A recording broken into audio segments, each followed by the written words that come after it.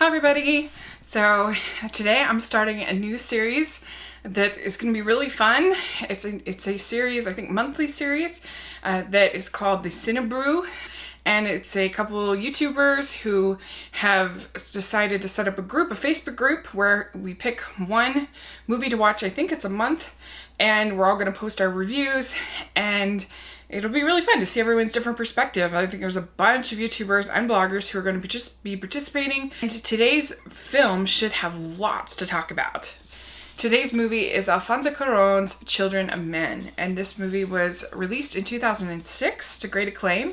It's a science fiction dystopian type of movie, and it is really creative and different. And normally I'm not a big fan of dystopian films, but I'll try to explain a little bit why I think this one works. I should say at the beginning of this review that there are definitely spoilers, because it's kind of impossible to talk about this movie without some spoilers. So it starts out in the year 2027 in this dystopian universe in Great Britain. It has been 18 years since a viable human birth in the whole world.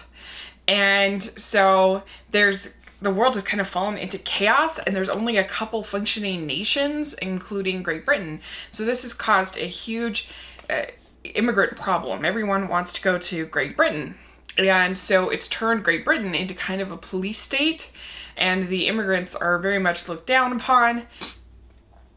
So Clive Owen plays this guy named Theo, who was an activist, an immigrant right activist. He is now a bureaucrat, and he's just kind of going through the motions. And at the very beginning of the film, the youngest person, baby Diego, has died, and he's grieving. Everyone's grieving, the whole world, that the youngest person has died, and he actually has to take a day off work and everything. He's so sad. He ends up getting abducted by this group called the Fishes, and the Fishes is run by his estranged wife named Julianne, played by Julianne Moore. And they have a special mission for him. She is wanting to talk to him because she knows that he has connections, that he can help her get papers for this woman named Caine, who is a immigrant, and she needs these like transit papers. And Theo has connections through a cousin of his named Nigel, who works for this, I guess, the State Department basically. And so that's how he kind of gets involved. It turns out this woman Caine, who's an immigrant, she's actually pregnant. And so this is this prized thing that all these different people want to use for different motives. And it's very tense, it's very exciting, it's very emotional. And you also see great performances from Michael Caine as this man Jasper, who's kind of this friend of Theo's, who's this pot seller, and so he has some connections, and then you also have Chiwetel Ejiofor, who's playing Luke, who is a very violent member of this Fishes movement. A lot of things going for this film. One thing is Emmanuel Lubezki's amazing cinematography. Of course, now we know he's won 3 Oscars in a row, so we know how brilliant he is, but this was back 2006, and he is already sort of doing these tracking shots where he will hold the shot and not break for sometimes over 3 minutes. I was reading that there's the birth scene with the mother, that is 3 minutes and 16 seconds, which is pretty remarkable. And it just makes you feel like you're in the moment and you're there. And it also has just this amazing sort of color palette to it, where it feels lived in, and it feels sad, but it also feels real. It doesn't feel like some dystopian, distant planet kind of thing like you get in most of these kinds of stories. And it just makes it all feel all the more relatable, and that this could actually kind of happen, which makes it scarier, makes it more emotional, everything like that. Of course, all the performers are great in this. Julianne Moore, Chiwetel Ejiofor, of course, Clive Owen, Michael Caine. Everybody is really good. I really like the lady who plays Caine. I think she's also really good. She's very innocent. She's very sweet. And yet you feel her sort of strength and her fear at the same time. I think she's very good.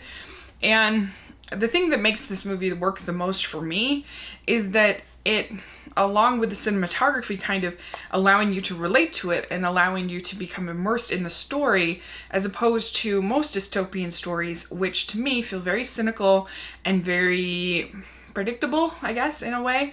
Whereas this, I am kind of guessing. I'm not sure exactly how to feel. Like, it keeps you sort of in between, because this is where most dystopian stories are about, they're very, very cynical because they're about the worst in human nature.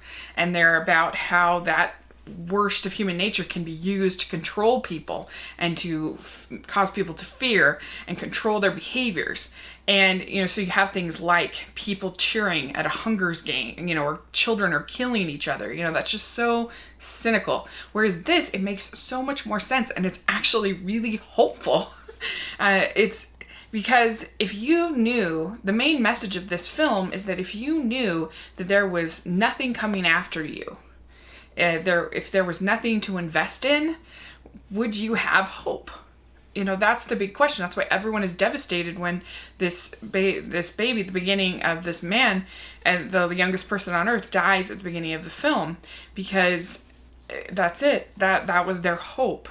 I really like this quote from Alfonso Cuarón about how he allows the audience to interpret some of their own messages behind this, as opposed to most dystopians that are very metaphorical and didactic in that this is what you are supposed to feel in this story. So there's a kind of cinema I detest, which is a cinema that is about exposition and explanations. It's become now what I call a medium for lazy readers. Cinema is a hostage of narrative, and I'm very good at narrative as a hostage of cinema. And then he goes on to say, this movie is a metaphor for the fading sense of hope. And we wanted the end to be a glimpse of a possibility of hope, for the audience to invest their own sense of hope into that ending. So if you're a hopeful person, you'll see a lot of hope. And if you're a bleak person, you'll see a complete hopelessness at the end. And that's what I think makes this film so brilliant, is that you really can bring your own religion, your own methodology, your own faith, your own sense of hope, all of that into these characters and into this situation. What would you do if there was nothing coming after you? What kind of life would you want to live if it didn't matter in the grand scheme of things to posterity?